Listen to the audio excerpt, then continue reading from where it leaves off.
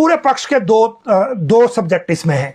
पहला सब्जेक्ट ये है कि जो आउटसोर्स का केस हाई कोर्ट में किया गया था, जो बेरोजगार एसोसिएशन में हैं, बेरोजगार संघ के हैं अध्यक्ष बालकृष्ण, उन्होंने किया था और 2 बार इसकी सुनवाई हाई कोर्ट में हुई। एक बार जस्टिस तरलोक सिंह चौहान वाले बेंच में और एक चीफ जस्टिस वाले बेंच में, उसके बाद वापस इनको दे दिया गया था।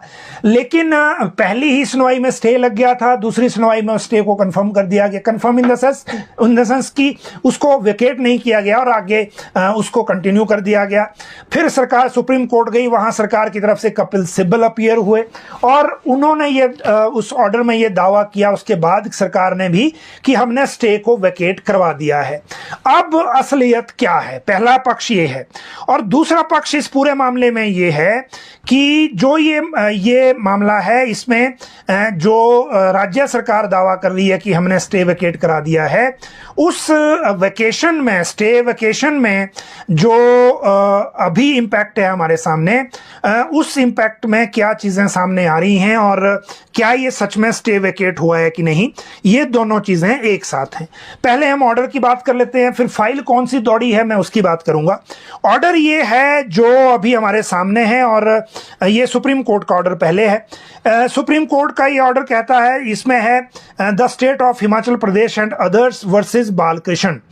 इसमें है कि under instruction mister Kapil Sibal senior advocate appearing on behalf of the petitioners, Himachal government की तरफ से ये हुए, submits that order dated 7/11/2024 passed in CWP such and such stand fully complied with an affidavit to that effect was filed before the High Court. He further submits that despite the same wide impugned order dated 8 January 2025, ये CJ का order जिसमें था, the court proceeded to confirm the interim order.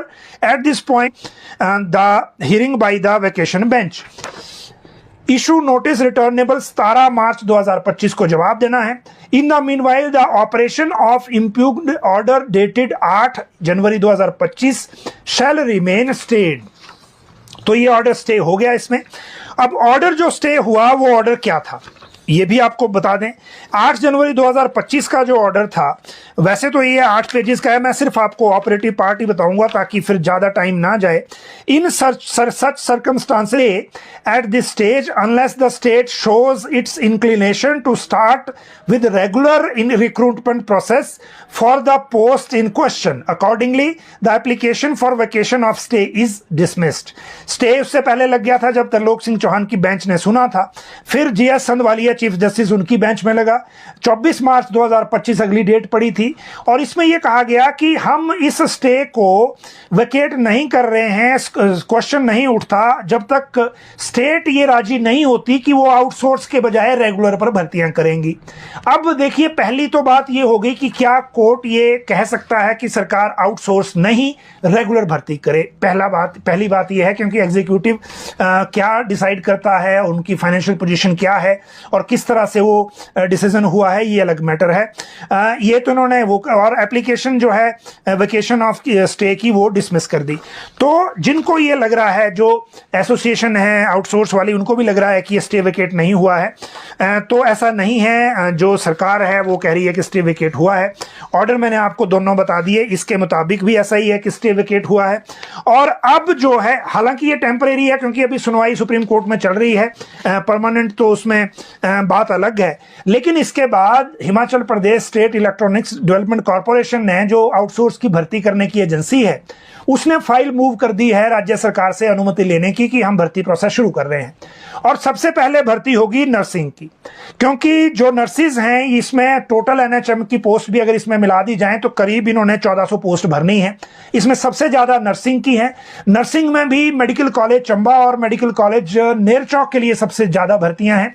दोनों medical colleges के लिए interview का process जो भर्ती एजेंसियां, जिनको आगे आउटसोर्स एजेंसियों को काम मिला है, उन्होंने पूरा कर लिया है। तो ये 1 हफ्ते के अंदर नियुक्ति के ऑर्डर हो सकते हैं। ये पहली बात मैं आपको बता रहा हूं कि विद इन 1 वीक ये ऑर्डर हो सकते हैं। ये तो हो गई आउटसोर्स की नर्सिंग वाली बात। जहां तक प्री नर्सरी भर्ती है, ये 6400 से ज्यादा की पोस्टें हैं, 6000 से ज्यादा की। इसमें शायद थोड़ा टाइम लग सकता है, लेकिन इसमें सरकार जल्दी में इसलिए है क्योंकि समग्र शिक्षा से जो इनका पैसा मिला है, सैलरी जो है भारत सरकार की है इसमें 10,000 प्रति टीचर, और इस सैलरी को सरकार बढ़ाना भी चाहती है। हो सकता है 3-3 हजार इसमें और ऐड हो जाए, लेकिन इसमें इस साल का बजट इस्तेमाल करने के लिए 31 मार्च से पहले हमें रिटर्न में कोई सॉलिड इसमें स्टेप लेना होगा। इसीलिए इस भर्ती को जल्दी करने की कोशिश है। कितनी जल्दी होगी, क्योंकि HPSC DC के जो MD हैं वो अपनी